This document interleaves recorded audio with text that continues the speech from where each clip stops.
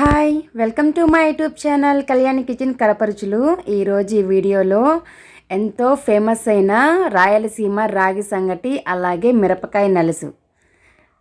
రాయలసీమలో కడప సైడు మిరపకాయ నలుసు అంటారండి. రాగి సంగటిలోకి అయితే పర్ఫెక్ట్ కాంబినేషను.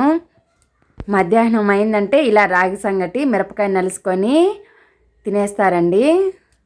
సైడ్ డిష్ కూడా అస్సలే అవసరం లేదు. ఆ ఉల్లిపాయలు పచ్చి ఉల్లిపాయలు నంచుకొని తింటూ ఉంటే చాలా బాగుంటుంది. మరి మా కడప సైడ్ ఇలా రాగి సంగటి మిరపకాయ నలుసు ఎలా తయారు చేసుకుంటారో పర్ఫెక్ట్ కొలతలతో అయితే ఈ వీడియోలో అయితే చూపించేస్తాను. మీరు కూడా తప్పకుండా ఇంట్లో ట్రై చేయండి. ఇక ఆలస్యం లేకుండా వీడియోలోకి అయితే వెళ్ళిపోదాము. ఫస్ట్ ఒక గ్లాస్ రైస్ అయితే తీసుకున్నాను. రేషన్ బియ్యం అయినా పర్వాలేదు, నార్మల్గా మసూర్ అయినా పర్వాలేదు. రేషన్ బియ్యం అయితే రాగి సంగటికి బాగుంటుంది, అవే చేసుకుంటాం కూడా. ఒక పాత్రలో ఒక గ్లాసు రైస్ అయితే వేసేసుకొని శుభ్రంగా వాష్ చేసుకున్నాను. ఈ విధంగా వాష్ చేసిన తర్వాత ఒక గ్లాసు రైస్ తీసుకున్నాం కదా, అదే గ్లాస్తోనే 5 గ్లాసులు నీళ్ళు అయితే వేసుకోవాలి. తర్వాత మనము రాగి పిండి వేసేటప్పుడు ఒక గ్లాసు వేసుకుంటాం కాబట్టి కరెక్ట్ కొలతలతో అయితే ఒక గ్లాసు రైస్కి అయితే 5 గ్లాసులు నీళ్ళు వేసేసి కొద్దిగా సాల్ట్, సంగటి తినేటప్పుడు మరీ చప్పగా లేకుండా కొద్దిగా సాల్ట్ ఇలా నానబెట్టి ఉంచేసి మూత అయితే పెట్టేసుకొని పక్కన పెట్టేసేయండి. ఇప్పుడు శుభ్రంగా వాష్ చేసుకున్న ఒక చిన్న సైజు నిమ్మకాయ అంత చింతపండునైతే ఇలా నీళ్ళు పోసి నానపెట్టేయండి. ఇది పూర్తిగా నానాల్సిన అవసరం లేదు. మనం మిరపకాయలు కాల్చుకునే లేపు అలా నీళ్లు వేసి పెట్టామంటే కొద్దిగా నానుతుంది, మరీ గట్టిగా లేకుండా. చూస్తున్నారు కదా, నేనైతే తీసుకున్న చింతపండుకి అయితే ఈ మిరపకాయలు అయితే తీసుకున్నాను. బాగా కారంగా ఉన్నాయి. మామూలుగా ఎండుమిరపకాయలు ఇవి నిప్పుల పైన కాల్చుకొని చేస్తారండి, భలేగా ఉంటాయి. కానీ నా దగ్గర పొయ్యి అయితే లేదు, అందుకనేసి ఈ విధంగా అయితే గ్యాస్ స్టవ్ ఆన్ చేసి మనం తీసుకున్న ఎండుమిరపకాయలన్నీ కాల్చుకోవాలి. నిప్పుల పైన కాల్చుకుంటే టేస్ట్ అనేది ఇంకా బాగుంటుందండి, ఇలా గ్యాస్ పైన కన్నా కూడా. మీ దగ్గర ఉంటే పొయ్యి మంట వేసుకొని నిప్పులుంటే నిప్పుల పైన కాల్చుకోండి. అసలు ఏ కర్రీ లేనప్పుడైతే ఎక్కువ ఆలోచించము. ఈ విధంగా అయితే చింతపండు నానపెట్టేసి మిరపకాయలు కాల్చేసుకొని అప్పటికప్పుడే అయితే చేసుకొని తింటామండి, భలే ఉంటుంది. పొలాల్లోకి వెళ్ళేటప్పుడు ఇవి ఎక్కువగా తీసుకొని వెళ్తూ ఉంటారు. బాగా చల్లారిన తర్వాత ఎండుమిరపకాయలు ఈ విధంగా తుంచేసి వేయాలి. ఇలా క్రిస్పీగా వచ్చేంత వరకు కాల్చుకోవాలండి. మరి చల్లారిన వెంటనే చేసుకోవాలి. మరి ఎక్కువసేపు పెట్టేసామంటే మళ్ళీ మెత్తగా అయిపోతాయి. అందుకనేసి చల్లారిన వెంటనే అయితే ఒక పాత్రలో ఈ విధంగా తుంచేసి వేసేసుకొని మిరపకాయ నలుసుకి సరిపడా సాల్ట్ని అయితే వేసుకోవాలి. అలాగే పచ్చి కరివేపాకు, మంచి ఫ్లేవర్ వస్తుంది. 1 డ్రాప్ ఆయిల్ కూడా లేకుండా త్వరగా చేసుకునే రెసిపీ, అలాగే టేస్ట్ కూడా ఉంటుందండి. మీరు ఒకసారి తిన్నారంటే మళ్ళీ మళ్ళీ చేసుకొని మరీ తింటారు. ఈ విధంగా కరివేపాకు మొత్తం తుంచి వేసేసుకోవాలి. ఇప్పుడు మనము నీళ్ళు పోసి నానపెట్టుకున్నాం కదా, ఎక్కువ కూడా అదేం నానలేదు. మనము ఇప్పుడు బాగా గట్టిగా ప్రెస్ చేస్తూ బాగా పిసికేయాలి. ఇలా పిసికేసామంటే ఆ మిరపకాయలు కరివేపాకు బాగా క్రష్ అయిపోవాలి.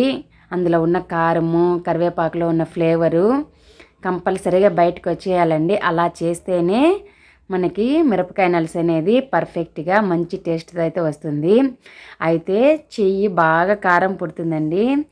బాగా చేత్తో నలుపుతాం కదా, అస్సలు ఆ రోజంతా పోదు. కొద్దిగా బెటర్గా అనిపించాలంటే మిరపకాయ నలుసు నలిచిన వెంటనే మనం పాత్రలు కడిగేసామంటే సోప్ వేసి కొద్దిగా తగ్గుతుంది. ఈ విధంగా మొత్తం అయితే నేను గుజ్జు వచ్చేలాగా బాగా పిసికేసాను. కొద్దిగా నీళ్ళు వేసుకోండి, మరీ పలుచగా ఉండకూడదు, అలాగని గట్టిగా ఉండకూడదు. పులుపు కారము కరెక్ట్గా సరిపోవాలండి. ఉప్పు మీరు తీసుకున్న క్వాంటిటీ అలా తీసుకోవాలి. ఇప్పుడు కొద్దిగా నీళ్ళైతే వేసాను. నేనైతే 1 గ్లాసు వేసాను. ఇలా 1 గ్లాసు వేసిన తర్వాత ఒకసారి బాగా మిక్స్ చేసుకోవాలి. చూస్తున్నారు కదా, ఈ మాత్రం ఉంటే సరిపోతుంది. ఇంత పలుచగా ఉంది రాగి సంగటికి, అసలుకి అంటుకుంటుందా అనే మీకు డౌట్ అయితే రావచ్చు. అంటుకోవాల్సిన పని లేదండి, జస్ట్ అలా టచ్ అయితే చాలు, అంత టేస్టీగా ఉంటుంది. తర్వాత ఒక పెద్ద సైజు ఉల్లిపాయని కట్ చేసి చిన్న చిన్న ముక్కలుగా వేసేసుకొని ఒకసారి బాగా మిక్స్ చేసామంటే కడప సైడ్ చేసుకునే మిరపకాయ నలుసు అయితే రెడీ అయిపోయిందండి. నాకు వాయిస్ ఓవర్ ఇస్తుంటే మళ్ళీ తినాలనిపిస్తుంది, అంత బాగా అయితే ఉంటుందండి. మూత పెట్టేసి పక్కన పెట్టేద్దాము. మనకు ఈలోపు బియ్యం కూడా నానిపోయి ఉంటాయి కదా. రాగి సంగటికి ఎప్పుడైనా బియ్యం అనేది నానబెట్టుకుంటే చాలా బాగుంటుంది అన్నంకైనా సరే. పచ్చిపులుసు అనేది బియ్యం నానేలోపు రెడీ చేసి పెట్టుకుంటే చాలా ఈజీగా ఉంటుంది, ఖాళీగా లేకుండా. స్టవ్ వెలిగించేసి హై ఫ్లేమ్లో పొంగు వచ్చేంత వరకు ఈ విధంగా పొంగు వస్తుంది కదా, మూత అయితే తీసేసాను. ఇప్పుడు ఫ్లేమ్ అనేది లో ఫ్లేమ్లో పెట్టేసేయండి. హై ఫ్లేమ్లో పొంగు వచ్చేంత వరకు పెట్టుకోవాలి, తర్వాత లో ఫ్లేమ్లో పెట్టేసేయాలి. అలా లో ఫ్లేమ్లో పెట్టడం వల్ల చిన్న మంట మీద అయితే బాగా ఉడుకుతుంది సాఫ్ట్గా. ఇలా గ్యాప్ ఉన్నిచ్చి పెట్టామంటే మనకి ఎసరు అనేది పొంగిపోకుండా ఉంటుంది, అలాగే ఉడుకుతూ ఉంటుంది. చూస్తున్నారు కదా, గట్టి పడింది. ఈ స్టేజ్లో వచ్చేసి మనము రాగి పిండి అనేది వేసుకోవాల్సి వస్తుంది. 3/4 గ్లాసు రాగి పిండి అయితే తీసుకున్నాను. ఇప్పుడు ఒక బౌల్లో వేసేస్తున్నాను 3/4 గ్లాసు రాగి పిండి, అలాగే 1 గ్లాసు నీళ్ళు కొద్దిగా వేసుకుంటూ బాగా మిక్స్ చేసుకోవాలి. నేను సేమ్ అదే గ్లాస్తోనే రైసు అనేది తీసుకున్నాను. అదే గ్లాస్తోనే 3/4 గ్లాసు రాగి పిండిని తీసుకొని 1 గ్లాసు నీళ్ళు అనేది మిక్స్ చేసుకుంటూ వేసుకుంటూ ఉన్నాను. వేసేసాను మొత్తము. ఈ విధంగా జారుడుగా కలుపుకోవాలి. మనం ఎప్పుడైతే రైస్లో రాగి పిండి వేయాలనుకుంటున్నామో అప్పటికప్పుడు కలిపేసుకొని ఈ విధంగా మొత్తం వేసేసి పప్పు గుత్తి ఉంటుంది కదా, వెనక భాగం నుంచి కట్టితో అయితే బాగా ఎనిపేసుకోవాలి. మనకి గరిటతో సరిగా రాదండి, అంత బాగా మిక్స్ అవ్వదు. కంపల్సరీగా పప్పు గుత్తితోనే ఇలా మిక్స్ చేసుకోవాలి.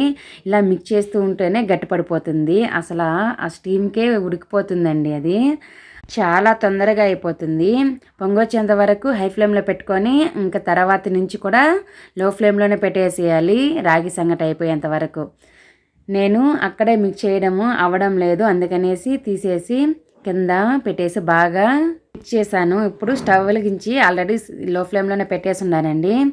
లో ఫ్లేమ్లో పెట్టేసిన తర్వాత ఇలా నీళ్ళు అద్దుకుంటూ అలా పైన అంచులకున్న మొత్తాన్ని రాగి సంగటిని తీసేసి లోపలే వేసేస్తున్నాను. అలా నీళ్ళు అంటుకోవడం వల్ల మనకి చెయ్యి అనేది కాలదు, అలాగే చేతికి అంటుకోదు. రాగి పిండి అనేది డైరెక్ట్గా వేయడం కన్నా కూడా ఇలా నీళ్ళల్లో కలిపి రాగి సంగటి చేసుకుంటే రాగి సంగటి రైస్కి మొత్తం పడుతుంది, అలాగే బాగా ఉడుకుతుంది రాగి పిండి అనేది. మూత పెట్టేసి లో ఫ్లేమ్లోనే ఒక 3 మినిట్స్ ఉంచేయాలి. చూస్తున్నారు కదా, రాగి సంగటి కలర్ చేంజ్ అయిపోయింది, మనకి రాగి పిండి అనేది ఉడికిపోయింది. స్టవ్ ఆఫ్ చేసాను. స్టవ్ ఆఫ్ చేసిన ఒక 5 నుండి 10 నిమిషాల లోపు అలానే ఉంచేయాలి. తర్వాత అయితే మనము ఒక ప్లేట్లో పెట్టుకొని రాగి ముద్ద అయితే తయారు చేసుకోవాలి. అది రైస్ అయినా కూడా రైస్ అయిన వెంటనే మనము వడ్డించేసుకోకూడదు. ఒక 10 నిమిషాలు అలా వదిలేసామంటే పొడి పొడిలాడుతూ రైస్ కూడా బాగా వస్తుంది. అలాగే సంగటి కూడా అంతే, రాగి సంగటి ఒక 10 నిమిషాల తర్వాత మనం ప్లేట్లోకి ఈ విధంగా కొద్దిగా వేసుకొని నీళ్ళు అద్దుకుంటూ రాగి ముద్దలను అయితే తయారు చేసుకోవాలి. మా కడప సైడు రాగి సంగటి ఫేమస్ అండి. డైలీ రాగి సంగటి అనేది కంపల్సరీగా ఉండాలి. అది పచ్చడి అయినా కర్రీ అయినా పప్పు అయినా సరే రాగి సంగటి అనేది కామను. ఈ విధంగా రాగి ముద్దను అనేది తయారు చేసుకోవాలి. చాలా ఈజీ ప్రాసెస్లో అయితే చూపించేశాను కదా, చిన్నపిల్లలకు కూడా అర్థమయ్యేలాగా చెప్పేశాను. ఈ విధంగా రాగి ముద్దను చేసుకొని ఇలా ప్లేట్లో పెట్టుకొని కడప సైడ్ చేసుకునే మిరపకాయ నలుసు వేసుకొని అలా ముంచుకొని తింటే ఇంకా ఏం అవసరం లేదండి, అంత టేస్ట్గా ఉంటుంది. మీకు ఈ రెసిపీ నచ్చితే తప్పకుండా ఇంట్లో ట్రై చేయండి, అలాగే లైక్ చేయడం మర్చిపోవద్దండి.